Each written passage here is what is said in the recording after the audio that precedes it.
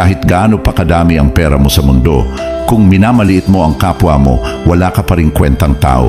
Maraming mayaman sa pera pero mahirap sa ugali. Akala nila na bibili ng status at title ang respeto, pero sa totoong buhay, karakter pa rin ang tunay na sukatan. Hindi mo kailangang tapakan ng iba para maramdaman na angat ka. Ang tunay na successful na tao, marunong lumingon at umunawa. Walang halaga ang yaman kung wala kang puso.